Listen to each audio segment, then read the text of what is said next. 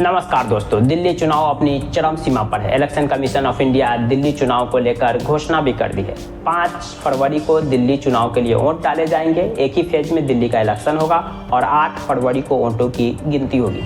ऐसे में सबकी नज़र दिल्ली चुनाव पर है कि क्या दिल्ली चुनाव में चौथी बार आम आदमी पार्टी वापसी करेगी, चौथी बार आम आदमी पार्टी की जीत होगी, या फिर 27 साल का बीजेपी का बनवास खत्म होगा, या लगभग 12 साल से सत्ता से बाहर रही कांग्रेस की दिल्ली में वापसी होने जा रही है।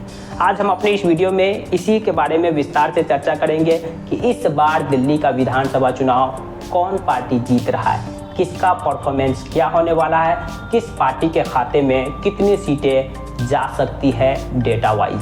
सबसे पहले हम 2025 के विधानसभा चुनाव की बात करें कि कौन सी पार्टी के खाते में कितने सीटें जाएंगे। उससे पहले हम 2020 के विधानसभा चुनाव के डेटा को एनालिसिस करते हैं कि उस समय क्या ट्रेंड बना था, मतलब कि कितने % वोट किस पार्टी के खाते में गए थे और कितनी सीटें किस पार्टी के खाते में गए थे। फिर वर्तमान ट्रेंड से उसे कनेक्ट करने की कोशिश करेंगे। 2020 के विधानसभा चुनाव की बात करें तो उस विधानसभा चुनाव में सबसे बड़ी पार्टी बनी थी आम आदमी पार्टी। आम आदमी पार्टी के खाते में 53.6% वोट गए थे और 70 में से 62 सीट अकेला जीत ली थी आम आदमी पार्टी।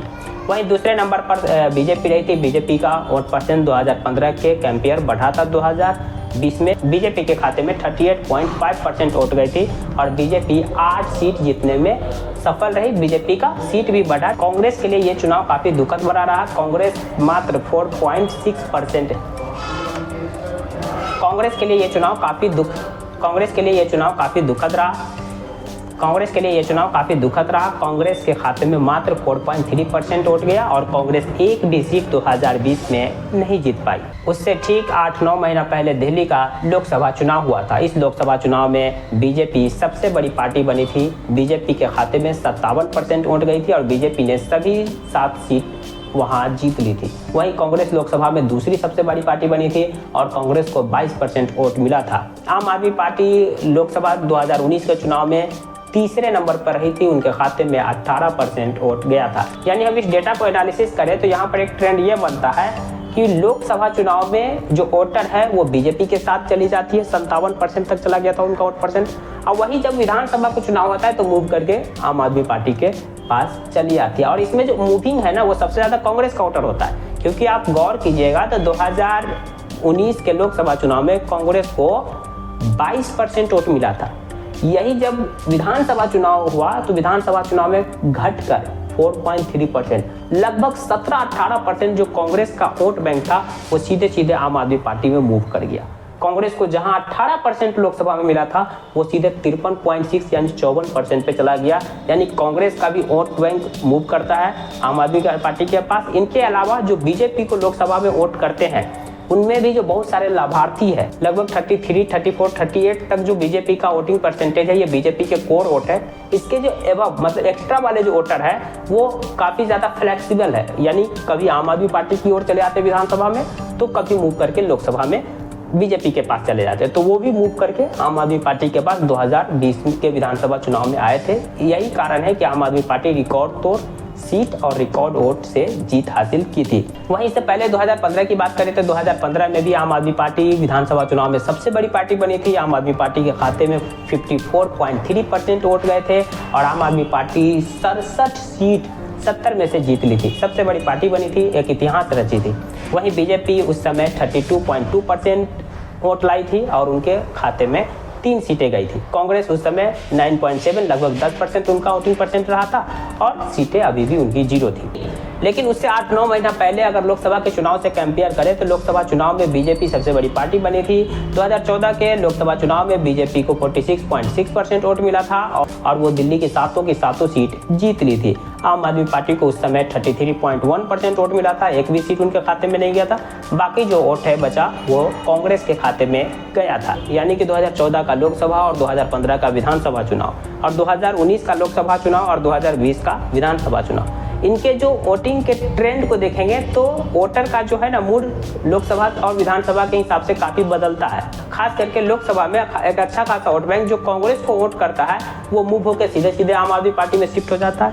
इसके अलावा बीजेपी का जो लगभग 35% जो वोट बैंक उसका शुरू से बना हुआ, उसके अलावा जो कुछ एक्स्ट्रा वोट बैंक है जो लोकसभा में उनके खाते में वोट कर देते हैं, उनके पाले में आकर वोट कर देते हैं, वो भी मूव करके विधानसभा में आम आदमी पार्टी के पास चले जाते हैं। एक और हम चुनाव का डेटा ले लेते हैं जहां से दिल्ली की राजनीति पूरा पलटी। इससे पहले तो कांग्रेस वहां काबिज थी 15 साल तक। 2013 जहां से कांग्रेस का ये हाल हुआ, 2013 में कांग्रेस सत्ता से बाहर हुई। 2013 से पहले 1998 से लेकर 2013 तक लगातार दिल्ली पर कांग्रेस का शासन रहा।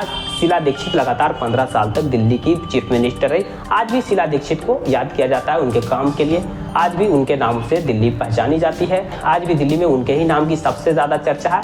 कहा तो यहाँ तक जा रहा है कि अरविंद केजरीवाल से भी अच्छी सीएम शीला दीक्षित थी। 2013 की बात करें तो 2013 में सबसे ज्यादा वोट बीजेपी को पड़ा था। बीजेपी 33.07% वोट लाई थी। तो यहाँ पर आप एक चीज गौर कर सकते हैं, 32 2015, 33 2013, 38 2020, इतना परसेंट बीजेपी का कोर वोटर है। ये इधर से उधर नहीं होता है। 2013 में भी यही हुआ। 2013 में बीजेपी के खाते में 33.7% वोट गया और सीटें 31% गई। वहीं आम आदमी पार्टी के खाते में 29.49% पहली बार इतना वोट अचीव कर पाई और उनके खाते में 28 सीटें गई। कांग्रेस के खाते में 24.55% वोट गया और उनके खाते में 8 सीटें गई। यहाँ पर कांग्रेस और आम आदमी पार्टी ने मिलकर सरकार बनाई, लेकिन ये सरकार ज़्यादा दिन नहीं चली। आम आदमी पार्टी के जो मुखिया अरविंद केजरीवाल ने इस्तीफा दे दिया और दोबारा 2015 में फिर दिल्ली में चुनाव कराना पड़ा, जिसके बाद से तो आप जानते होंगे कांग्रेस का बहुत बुरा हाल है। यानी कि 2013 के वोटिंग परसेंटेज से हम अगर एनालिसिस करते हैं तो 2013, 2015, 2020 जब विधानसभा का चुनाव हुआ है तो बीजेपी का एक अपना कोर वोटर है जो 32-33%, 34% है। आम आदमी पार्टी का जो 2013 से 2015 में बढ़ा, 2015 से 2020 में बढ़ा, तो इनके पास जो ये वोटर है ये फ्लेक्सिबल है और खास करके ये कांग्रेस से आया हुआ वोटर है।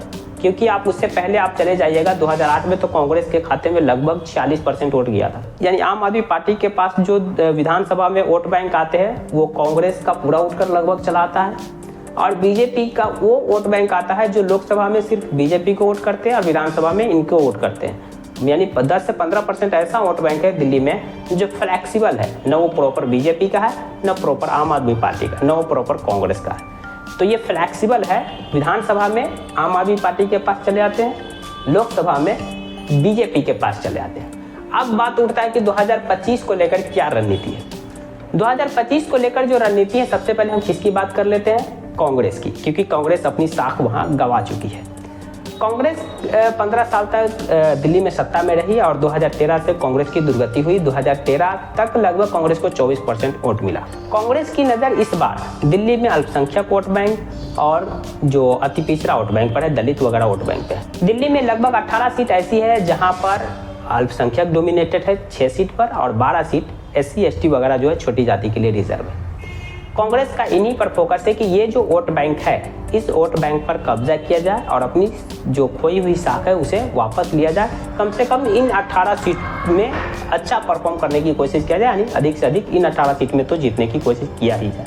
बाकी जगह भी कांग्रेस पूरी दमखम से इस बार चुनाव लड़ रही है। तो कांग्रेस के पास जो ये वोट बैंक आएगा वो किससे आएगा, बीजेपी से तो आने की संभावना है नहीं। बीजेपी का जो कोर वोट बैंक है वो फिक्स है। यानी कि कांग्रेस के पास जो खसक के वोट आएगा वो किसका आएगा, आम आदमी पार्टी का। यानी कि आम आदमी पार्टी को इस बार नुकसान होता दिख रहा है। आम आदमी पार्टी की रणनीति क्या है, तो आम आदमी पार्टी के पास 54% वोट बैंक 2020 और 15 में पड़ा था। इस बार आम आदमी पार्टी जान रही है कि उनका कुछ वोट बैंक खसकेगा, वो भी अल्पसंख्यक और दलित वोट बैंक, जो आम आदमी पार्टी से खसक के कांग्रेस के खाते में जाएगा। इस बार आम आदमी पार्टी फोकस कर रही है कि बीजेपी के वोट बैंक में कुछ सेंध लगाकर उनके जो कोर जो बीजेपी समर्थक वोट बैंक है, जो मतलब कि बीजेपी के साथ हमेशा खड़े रहते हैं, उनको अपने पाले में किया जाए।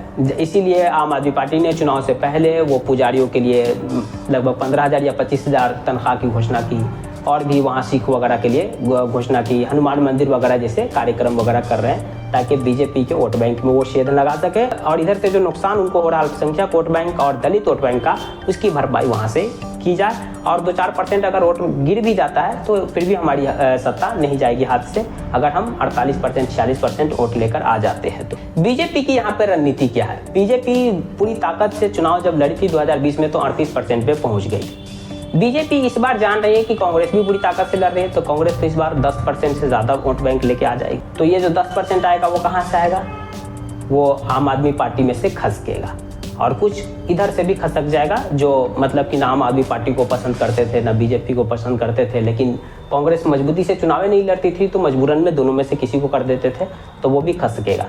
यानी सबसे ज़्यादा नुकसान अगर 10% भी कांग्रेस अपने खाते में ले आती हो तो उसमें से तो 8% या 7% तो उधर से खसका लेगी वो आम आदमी पार्टी से, 1-2% बीजेपी से खसकाए। आम आदमी पार्टी का जो 8% जो खसकेगा तो वो यकीनन 42-43 पर पहुंच जाएगी या 46 पर पहुंच जाएगी। बीजेपी चाह रही कि हमारा जो 38 है तो इस बार हम पूरी ताकत से लड़ेंगे, वो आम आदमी पार्टी को कई मुद्दों पे बैकफुट पर डालेंगे और हम अपना वोटिंग परसेंट 5 से 6% बढ़ा लेते हैं, बढ़ाने की कोशिश कर रहे हैं। तो हम ये 38 से 44-45 पर पहुंच जाएंगे, तो ये कड़ी फाइट होगी और अगर समीकरण ठीक ठाक बैठेगा तो हमारी सत्ता आ सकती है। लेकिन अभी तक के जो तमाम सर्वे है, ये सर्वे की रिपोर्ट यही बता रही है कि आम आदमी पार्टी चौथी बार सत्ता में आ रही है। आम आदमी पार्टी को 50+ सीटें 2020 में भी मिलेगी, क्योंकि एक बड़ा लाभार्थी वर्ग जिन्हें डायरेक्ट बेनिफिट मिला है, जैसे फ्री पानी, फ्री बिजली, फ्री शिक्षा, फ्री मेडिकल, ये लोग अभी भी आम आदमी पार्टी के साथ खड़े हैं और उन्हीं को वोट देना चाहते हैं। इसीलिए चौथी बार भी दिल्ली में उम्मीद जताई जा रही है कि बीजेपी के तमाम कोशिश के बावजूद सत्ता तो आम आदमी पार्टी के पास ही जाएगी। वहीं इस बार थोड़ा सा कांग्रेस के लिए परफॉर्मेंस बढ़िया होगा, कांग्रेस का हो सकता है डबल डिजिट में वोटिंग परसेंट पहुंच जाए। बाकी दिल्ली चुनाव को लेकर आपकी क्या राय है, कमेंट बॉक्स खुला है, कमेंट कर सकते हैं। जानकारी पसंद आई तो प्लीज़ वीडियो को लाइक कर दीजिए, चैनल को सब्सक्राइब कर दीजिए। Thank you for watching.